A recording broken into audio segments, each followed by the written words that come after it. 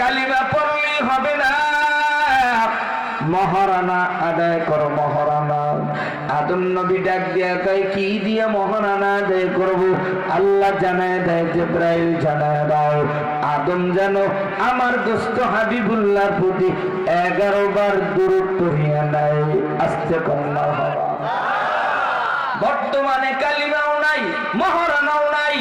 এ যুবক, ফেসবুক শরীফ, ইমো শরীফ, মেসেঞ্জার শরীফ, টিকটক শরীফ, মাহফিলে আসতো, রাস্তার ভিতরে যুবক যুবতীর সাথে সাক্ষাৎ করো, মহিলা মাদ্রাসায় পড়ো, এরপরও গোপনে গোপনে চোরামি ভাব যায় না।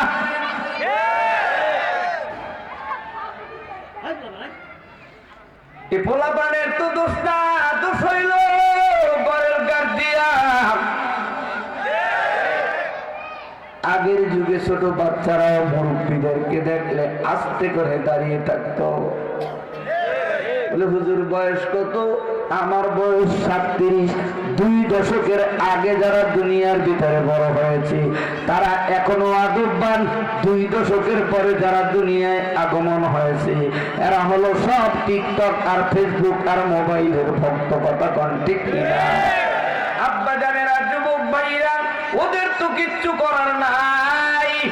আম্মা জানেরা, এ যুবক ভাইরা, আদম আর হাওয়া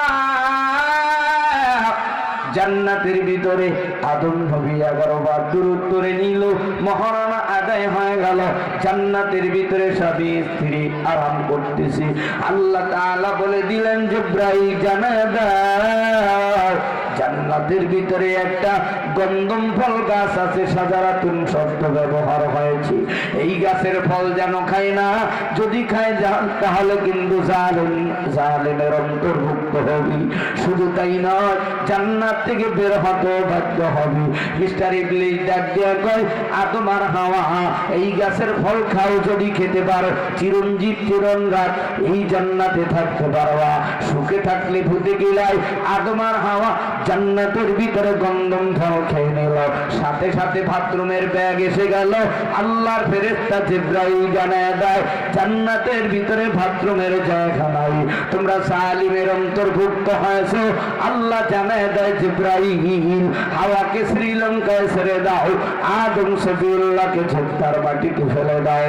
আদম নবী কান্দে 350 বছর, শেষ পর্যন্ত বাইতুল্লাহর পূর্ব পাশে মিনা, এরপরে মুজদালিফা, এরপরে আরাফার ময়দানে দাম কর্নারে জাবাল রহমত পাহাড়ে উঠিয়া আল্লাহর কাছে তওবা করে ইস্তেগফার করে রোনাজারি করে আর বলো, রব্বানা যালামনা আনফুসানা ওয়া ইল্লাম তাগফির লানা ওয়া তারহামনা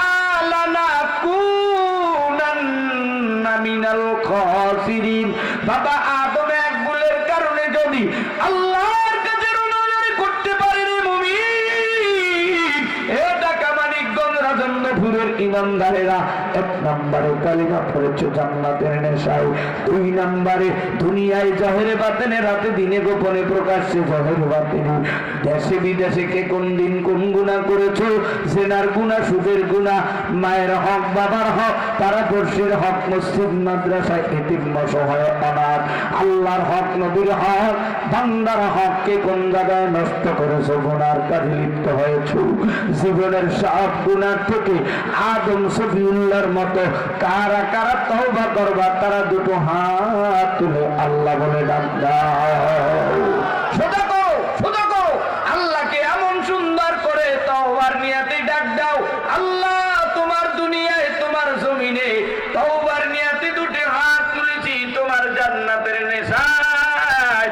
এবার কে ডানে বামে সামনে পিছনে তওবার নিয়াতে আমার মালিক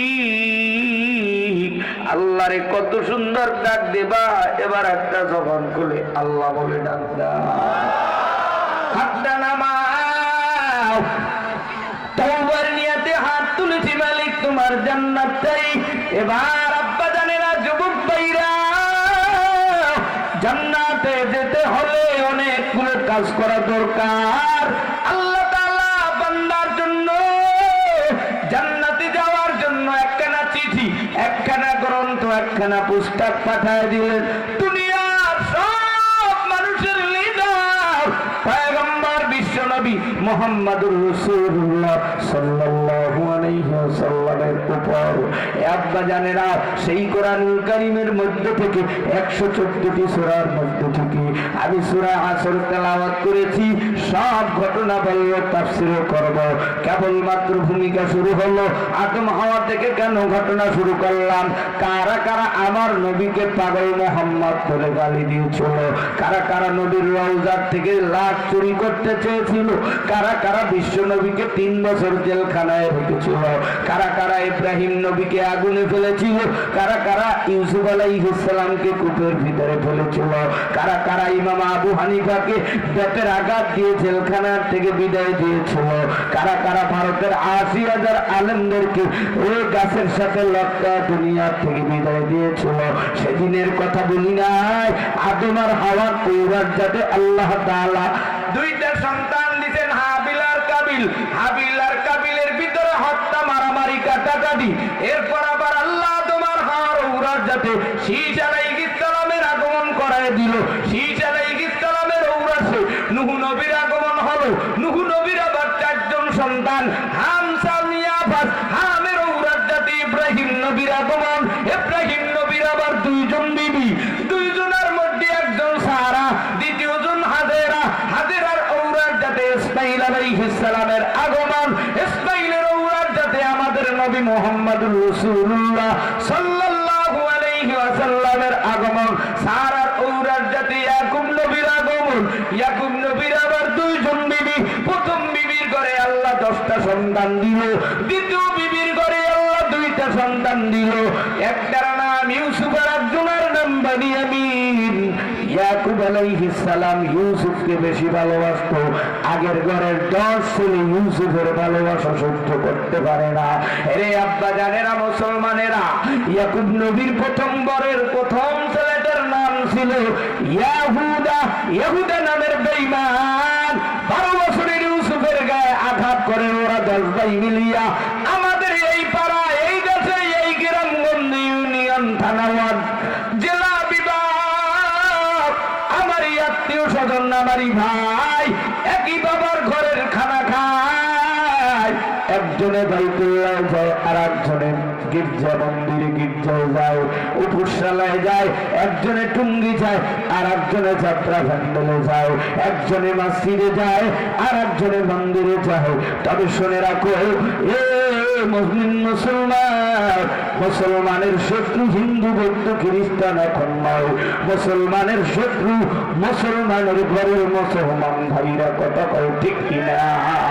আব্বা জানেরা, যুবক ভাইরা রে, ইউসুফ রে কারা কারা গর্তের ভিতরে, কূপের ভিতরে ফেলেছে?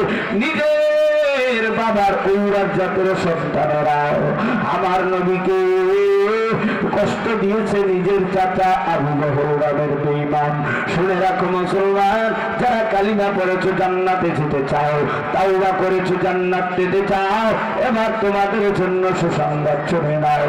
আল্লাহ তাআলা বয়ান করে শুনাইয়া দেয়, আল্লাহু আকবার, বিসমিল্লাহির রাহমানির রহিম।